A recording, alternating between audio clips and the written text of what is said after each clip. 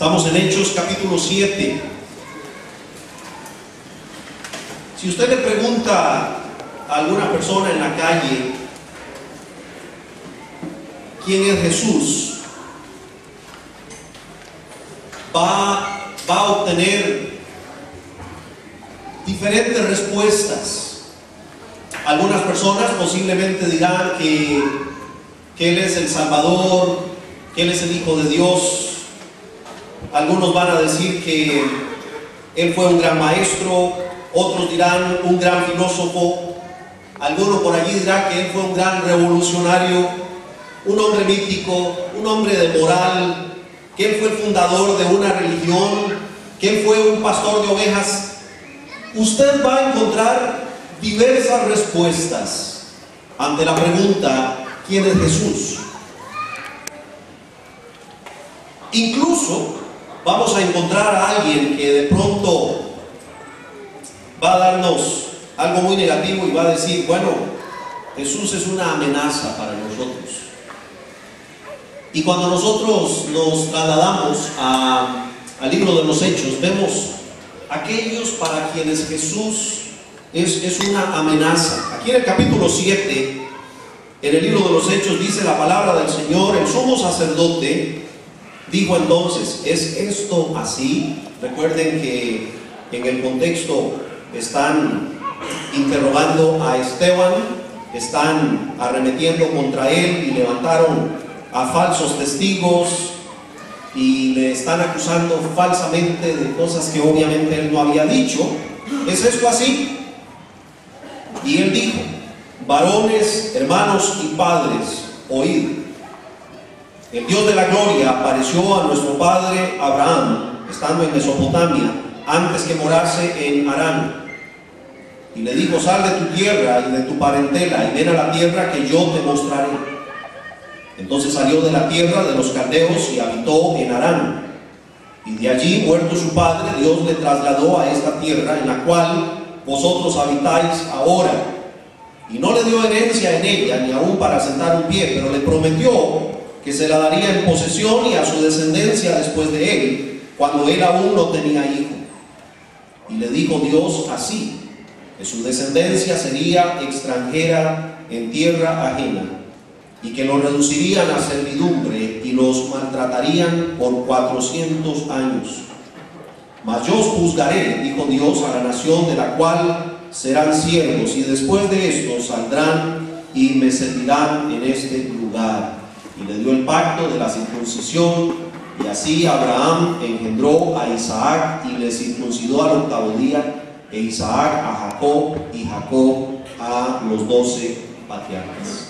Aquí en este contexto, porque el capítulo es largo y lo vamos a dividir, queremos considerar aquellos para quienes Jesús es una amenaza. Y en primer lugar, es interesante que Jesús es una amenaza para aquellos que no saben de dónde han venido. Y les explico.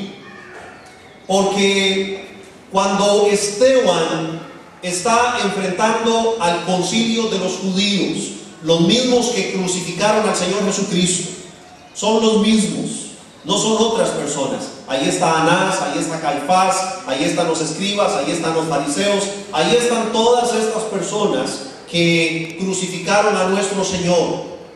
Es el mismo grupo. Y Esteban está ahora enfrentándolos a ellos. Ya sabemos de lo que ellos son capaces. Esteban lo sabe. Cuando pusieron testigos falsos, Esteban lo sabía porque lo habían hecho con Cristo también. Y entonces Esteban comienza a hablar con ellos. Fíjense, y es muy interesante porque les dice varones hermanos. Ahora, no son hermanos de la iglesia, no, son hermanos judíos. Varones hermanos y padres. Con mucho respeto está hablando y dirigiendo sus palabras a ellos. Es muy importante que usted y yo entendamos que el libro de los Hechos es un libro de transición. Y es muy importante que nosotros entendamos que en Hechos capítulo 7, cuando Esteban enfrenta a los líderes de la nación, ellos tienen una vez más la oportunidad de arrepentirse y confesar a Cristo. Si ellos lo hacen, Cristo regresa. Si ellos lo hubieran hecho, el Señor regresa y establece su reino. Ahora, ellos no lo hicieron. Obviamente no lo hicieron. Y sabemos, por supuesto, nosotros que somos la iglesia y 2000 años después estamos aquí, y obviamente así nos enseña la Escritura. Entonces Esteban, viendo que Jesucristo es una amenaza para ellos, hace un recuento del Antiguo Testamento y les va a llevar por todo el Antiguo Testamento y por toda la historia, porque Jesucristo es una amenaza para aquellos que no saben de dónde han venido. El pueblo judío perdió su perspectiva histórica, se olvidaron de la historia. Ellos se olvidaron de dónde los había sacado Dios. Ellos se habían olvidado de qué clase de gente era Abraham. Porque cuando la Biblia habla de Abraham, la Biblia nos enseña que Abraham era un idólatra en otro tiempo. Vivía en Ur de los Caldeos, hoy se llama Irak. Y Dios un día fue a Irak, en nuestro tiempo, Ur de los Caldeos, y habló con Abraham y le dijo: Abraham, salga de este lugar, deje su familia, deje su tierra y váyase a una tierra que yo le voy a mostrar. Los judíos habían olvidado estas cosas, habían perdido su perspectiva histórica. Y entonces dice la Biblia, salió de la tierra de los caldeos y habitó en Harán. Y se estuvo allí, no sabemos exactamente cuántos años, pero cuando murió su papá, entonces recordó que Dios lo había llamado a ir a la tierra prometida. Y salió de Harán, muerto su padre, dice la Biblia, y Dios le trasladó a esta tierra en la cual vosotros habitáis ahora. Cuando nosotros perdemos nuestra perspectiva histórica, podemos tener problemas. Es importante que de vez en cuando nosotros recordemos de dónde venimos. Ahora, hay un principio básico. La persona que no sabe de dónde ha venido, no sabe para dónde va. Usted y yo necesitamos saber de dónde venimos. Usted y yo necesitamos conocer un poco nuestra historia, porque si perdemos nuestra perspectiva histórica, vamos a tener confusión en nuestra vida.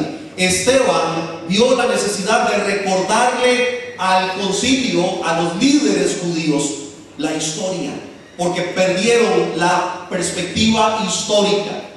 No olvide usted, y no debo de olvidar yo, ojo, de dónde nos trajo el Señor, de dónde nos sacó el Señor. Hay personas que tienen corta memoria y con facilidad de pronto olvidan de dónde nos ha sacado el Señor. Dice el libro de los Salmos, no tienen que buscarlo: pacientemente esperé a Jehová y se inclinó a mí y oyó mi clamor y me hizo sacar del pozo de la desesperación, del lodo cenagoso, puso mis pies sobre peña y enderezó mis pasos. No se olvide de dónde le sacó el Señor. No se olvide. Yo tengo que recordar de dónde me sacó el Señor a mí. Necesito recordarlo, no para vivir en ese recuerdo, pero es algo que necesito tener presente.